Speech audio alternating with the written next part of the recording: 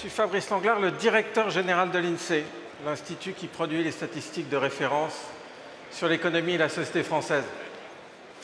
Les statistiques sont omniprésentes dans le débat public.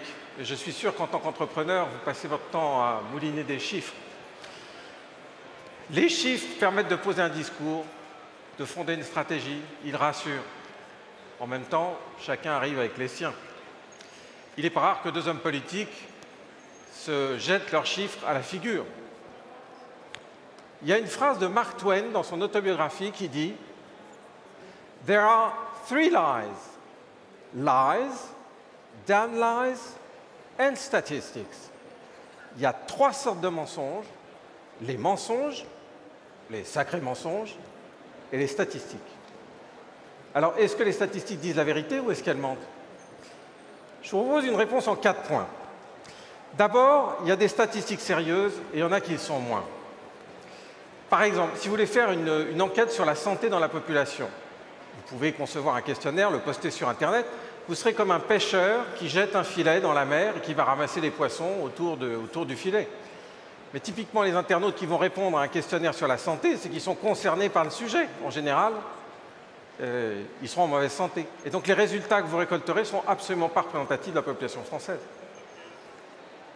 Le ministère de la Santé et son service statistique, en association avec l'INSEE, lorsqu'ils font une enquête sur la santé de la population française, c'est le cas en ce moment, ils utilisent d'abord une base de sondage. Ils ont la liste de l'ensemble des logements français et ils tirent au hasard, aléatoirement, un certain nombre de logements et vont interroger les personnes qui habitent ces logements. Ils recueillent les réponses et même ils repondèrent la réponse des enquêtés de façon à ce que la structure des répondants corresponde exactement à la structure de la population française, par sexe, par âge ou par catégorie socio-professionnelle, par exemple. Et puis, concevoir un questionnaire sur la santé, ça ne s'invente pas. Il faut savoir formuler les questions. Et même l'ordre dans lequel vous posez les questions peut influer sur les réponses. Bref, la statistique, c'est un métier sérieux et assez technique. Ça ne s'improvise pas. Deuxième point. Lorsque vous faites des statistiques sérieuses, vous savez qu'un chiffre à lui seul ne suffit pas à décrire la complexité de la réalité. Je prends un exemple. Les inégalités salariales entre hommes et femmes. En 2022, d'après l'INSEE, le revenu salarial moyen annuel des femmes est inférieur de 24% à celui des hommes. Oui, mais à temps de travail identique, ce n'est pas 24% de moins, c'est 15% de moins.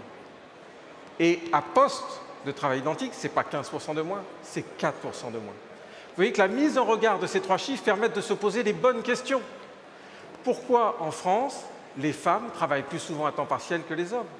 Et pourquoi, comme par hasard, elles exercent des métiers qui se trouvent être moins bien payés que les métiers exercés par des hommes? Troisième point. La statistique peut dire des vérités qui heurtent le sens commun. Prenez l'inflation. L'INSEE mesure chaque mois l'indice des prix à la consommation, c'est-à-dire le prix moyen de l'ensemble des biens et services consommés par l'ensemble des ménages français. C'est une statistique très réglementée au niveau international et au niveau européen. L'INSEE consacre des moyens importants. Il y a des centaines d'enquêtrices et d'enquêteurs partout dans le pays qui, chaque mois, relèvent 150 000 prix dans les magasins, sans compter les centaines de milliers de tarifs et de prix qui sont recueillis sur Internet, et le fait que l'INSEE reçoit quotidiennement les données de caisse des grandes enseignes pour ce qui concerne l'alimentaire. Mais un ménage en particulier n'a aucune raison d'avoir une structure de consommation qui est égale à la structure moyenne des ménages. L'inflation que je ressens n'est évidemment pas l'inflation que publie l'INSEE. Ce n'est pas pour ça qu'il ne faut pas lui faire confiance. C'est une statistique indispensable pour notre pays. Elle est indispensable pour la politique monétaire. Elle est indispensable pour négocier les salaires dans les entreprises. Et elle est nécessaire aussi pour indexer les prestations sociales. Quatrième point. Il ne suffit pas de décrire statistiquement une réalité pour arriver à la comprendre. Je vais prendre délibérément un exemple loufoque. Est-ce que vous savez que si on compte le nombre de prix Nobel dans les pays, d'une part, et d'autre part, la consommation par habitant de chocolat, ces deux statistiques sont très corrélées positivement. Alors, est-ce que ça veut dire que le chocolat rend intelligent? Ou bien, à l'inverse, est-ce que ça veut dire que quand un savant d'un pays reçoit un prix Nobel, ça déclenche une orgie de chocolat dans le pays? Ou bien, est-ce que ça veut dire, plus simplement, que le niveau de consommation par habitant de chocolat a à voir avec le niveau de développement du pays et qu'un pays développé consacre des moyens importants à la recherche et à l'éducation. Bref, les statistiques, vérité ou mensonge? La statistique peut être un objet dangereux lorsqu'elle est mal faite, lorsqu'elle est trafiquée, lorsqu'elle est utilisée de mauvaise foi ou tout simplement sans la comprendre. Et à ce moment-là, elle véhicule des mensonges.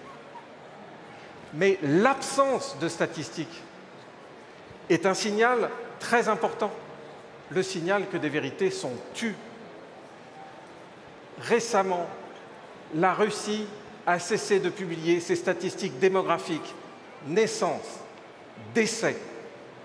Et en juillet dernier, le président Trump a viré la patronne du Bureau of Labor Statistics au moment où l'Institut statistique publiait des statistiques d'emploi qui étaient jugées décevantes. La statistique publique est un bien précieux pour nos démocraties parce qu'elle permet de débattre en toute transparence, d'essayer de comprendre les phénomènes ensemble et au final d'agir. Elle mérite d'être défendue non pas parce qu'elle dit la vérité, mais parce qu'elle est une condition indispensable pour la faire surgir. Alors, dans les années qui viennent, défendons la statistique publique partout dans le monde, et y compris dans notre pays. Je vous remercie.